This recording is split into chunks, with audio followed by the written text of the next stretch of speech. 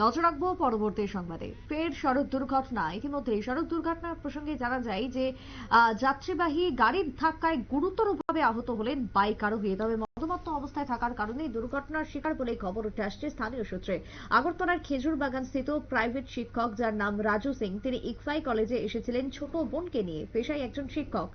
আজকে দুপুর নাগাদ হোটেলে খেয়ে বাড়ি যাওয়ার উদ্দেশ্যে তিনি রওনাও দিয়েছিলেন, কিন্তু ঠিক সেই সময় হলিক্রস কলেজ যখন পার হচ্ছিলেন তখন পেছন দিক থেকে একটি মারুতি গাড়ি এসে ধাক্কা দেয় ওনাকে এবং ছিটকে পড়ে যান মাটিতে। গাড়ির ধাক্কায় গুরুতরভাবে আহত হন। ইতিমধ্যেই তবে গাড়িটি যাবার পথে আটকা পড়ে লিম্বুছড়া থানার কাছে। ড্রাইভার মদমত্ত অবস্থায় ছিল বলে ইতিমধ্যেই জানা গেছে। কি বক্তব্য উঠে আসছে ঘটনাকে কেন্দ্র করে, সংশ্লিষ্ট শিক্ষক কি জানিয়েছেন শুনুন। ঘটনাটা কি হয়েছে দাদা? ঘটনাটা, আমার তো দোকান আছে ইকফাই সামনে, ঠিক আছে। আমার ছোট শালি জামাই আইসলো আমার ছোট শালিরে ইকফাই দিত পরে এখানে, হ্যাঁ। তো আমরা এখানে আছে রেস্টুরেন্ট আছে, এখান থেকে খাইটা বাইরে হলো বাইক যাওয়ানোর লিগা। তো যেমনি বাইর হয়েছে আমরা দোকান থেকে 2 মিনিট পরে ফোন আইছে এখানে অ্যাক্সিডেন্ট হয়েছে ডাউনদাত নাইমা, মানে হাইওয়েতে। তখন আমরা আয়া দেখলাম কিতা তাইনে মানে হাত পা ব্যথা পাইছে।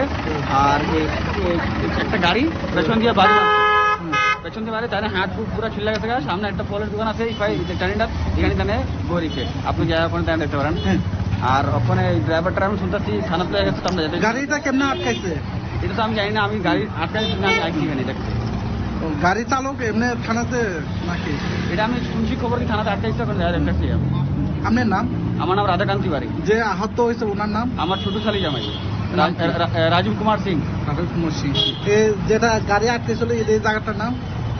এটা তো Holy Cross college, in front of Holy Cross college.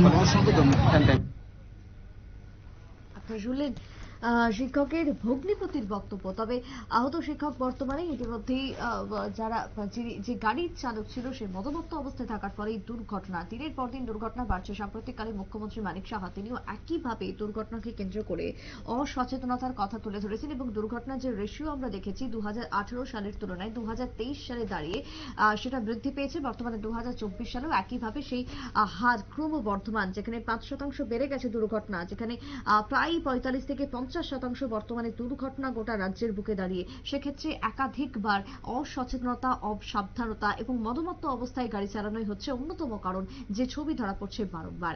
ছোট্ট বিরতির পর ফিরবো, সঙ্গে থাকুন।